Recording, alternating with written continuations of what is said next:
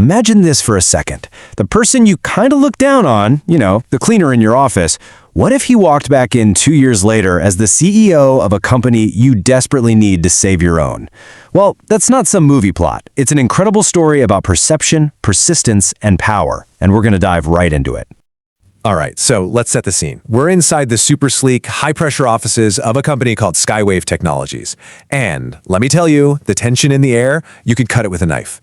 Everyone's waiting for a meeting that could literally make or break the entire company. So Skywave is in a really tough spot. They're falling behind their competitors big time. Their last-ditch hope? It all comes down to a deal with this super successful startup founder, a guy who built the exact software they need to survive. The whole company is just, holding its breath, waiting for this tech genius to walk through the door.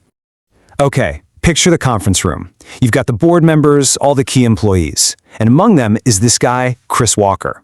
He's kind of arrogant, but, good at his job. Every single person in that room has their eyes just glued to that door, waiting. And then the door swings open. In walks a man in a seriously sharp suit, just radiating confidence. And for Chris Walker, it's like the world just stopped. His face just freezes. Total disbelief. Because it's Noah, the guy they all knew. But, as it turns out, they never really saw him at all. So why the huge shock? What's the big deal? Well, to really get why this moment felt like an earthquake in that boardroom, we need to rewind. Let's go back 2 years and see what Noah's role at Skywave used to be. See, Noah Adams, he wasn't some programmer or manager at Skywave. Nope, he was the cleaner. Every single night, long after everyone else had packed up and gone home, he'd be the one quietly mopping the floors and wiping down their desks. To them, he was basically invisible. And some people, like our guy Chris Walker, kind of made it a point to make sure he felt invisible. So one night, Chris is working late, sees Noah cleaning, and just smirks. And then he drops this incredibly insulting line, just a moment of, casual cruelty, meant to put Noah firmly in his place. But Noah, he didn't even flinch. He didn't take the bait. He just looked Chris right in the eye and calmly said something that Chris laughed at then, but would never, ever forget. Okay, and this is the twist. This is where everything changes. Because in Chris's eyes, Noah was just a simple cleaner, right? Someone to make fun of, an invisible worker. But the reality? Oh, the reality was so different. Noah was actually a brilliant software developer. His first startup had failed, so he had to take whatever job he could to get by. And the whole time, he was secretly building his comeback. Talk about resilience, right? That cleaning job wasn't him giving up. It was part of his strategy. For 2 whole years, the guy lived a double life, cleaning offices during his shift, and then going home and coding his future by night. He poured every single spare minute he had into this new product he just knew was going to be a winner.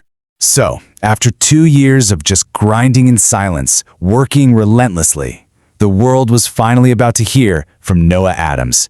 And let me tell you, when it happened, it was explosive. So Noah finally launches his product, and it didn't just, do okay. It absolutely exploded. The software was so good, so intuitive, it just took off. It became the talk of the entire tech industry, like overnight. Suddenly, everyone wanted a piece of it. Startups, huge companies, they were all scrambling to use his software. And you know what happens when there's that much buzz, right?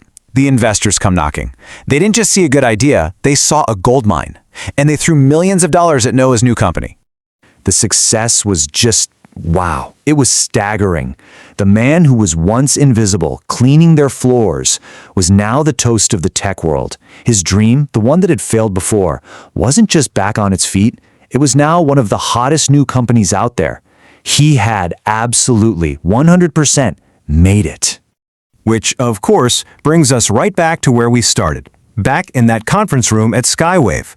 Now you know the backstory, you get the stakes, and the tension is just through the roof.